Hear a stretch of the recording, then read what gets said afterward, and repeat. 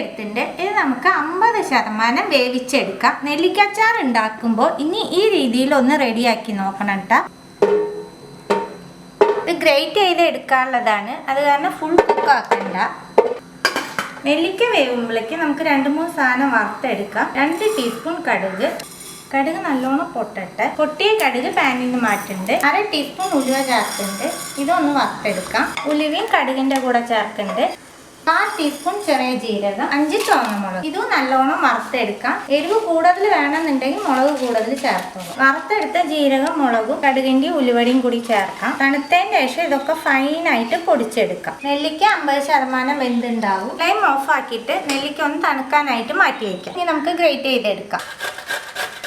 നെല്ലിക്ക എല്ലാം ഗ്രേറ്റ് ചെയ്തെടുത്തു. ഇനി നമുക്ക് അച്ചാർ റെഡിയാക്കാം. പാനിലേക്ക് 1.5 ടേബിൾ സ്പൂൺ നല്ലെണ്ണ ചേർക്കുന്നുണ്ട്. 1/2 ടീസ്പൂൺ കടുക്, കുറച്ച് വേപ്പില, 1 ചുവന്നമുളക്, 10 വെളുത്തുള്ളി, ചീവി വെച്ചേക്കണ നെല്ലിക്ക ചേർക്കുന്നുണ്ട്.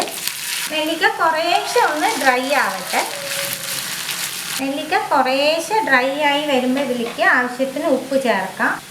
1/4 ടീസ്പൂൺ മഞ്ഞൾപ്പൊടി, 1/2 ടീസ്പൂൺ കായപ്പൊടി, 1.5 ടേബിൾ സ്പൂൺ കാശ്മീരി മുളക് പൊടി. എല്ലാം നല്ലോണം ഒന്ന് മിക്സ് ചെയ്ത് കൊടുക്കുക. വിനാഗിരി ഒന്നും ചേർക്കാണ്ട് തന്നെ നമുക്കിത് ഇൻസ്റ്റൻ്റ് ആയിട്ട് ഉപയോഗിക്കാൻ പറ്റും കേട്ടോ. അതുപോലെ 5-6 മാസത്തിലും കൂടുതൽ ഫ്രിഡ്ജിലൊന്നും വെക്കാണ്ട് തന്നെ നമുക്ക് ഉപയോഗിക്കാൻ പറ്റണ അച്ചാറും കൂടിയാണ്. പൊടികളൊക്കെ ചേർത്ത് നല്ലോണം ഒന്ന് മിക്സ് ചെയ്തതിന് ശേഷം നമ്മൾ പൊടിച്ച് വെച്ചേക്കണ പൊടി ചേർക്കുന്നുണ്ട്. ഇതും ചേർത്ത് മിക്സ് ചെയ്ത് 1 മിനിറ്റിൻ്റെ അടുത്തൊന്ന് കുക്ക് ചെയ്തെടുക്കും. പൊടികളൊക്കെ ചേർത്ത് 1 മിനിറ്റിൻ്റെ അടുത്ത് കുക്ക് ചെയ്തതിന് ശേഷം ഇതിലേക്ക് 1 ടേബിൾ സ്പൂൺ പുളിവെള്ളം ചേർക്കുന്നുണ്ട്. പുളിവെള്ളം ചേർത്ത് നല്ലോണം ഒന്ന് മിക്സ് ചെയ്ത് കൊടുക്കുക. പുളി ചേർത്ത് നല്ലോണം മിക്സ് ചെയ്തതിന് ശേഷം ഇതിലേക്ക് 1 ടേബിൾ സ്പൂൺ ശർക്കരയുടെ പൊടി ചേർക്കുന്നുണ്ട്. ശർക്കരയുടെ പൊടി ചേർത്ത് മിക്സ് ചെയ്ത് കഴിക്കുന്ന ഫ്ലെയിം ഓഫ് ആക്കിക്കോളൂ. ഇതിന്റെ കറക്റ്റ് പാകം എന്ന് പറയുന്നത് ഇപ്പൊ നമ്മളിങ്ങനെ മിക്സ് ചെയ്തുകൊണ്ടിരിക്കുമ്പോൾ നമ്മൾ ഒഴിച്ച എണ്ണയൊക്കെ കണ്ടില്ലേ തെളിഞ്ഞ് വരണം, അതാണ് കറക്റ്റ് പാകം. ഈ പാകമാകുമ്പോൾ നമുക്ക് ഗ്യാസ് ഓഫ് ചെയ്യാം. സിമ്പിൾ ആയിട്ട് റെഡിയാക്കാൻ പറ്റുന്ന അച്ചാറാണ് കേട്ടോ. ഇൻസ്റ്റന്റ് അച്ചാറും കൂടി വിനാഗിരി ഒന്നും ചേർക്കാണ്ട് തന്നെ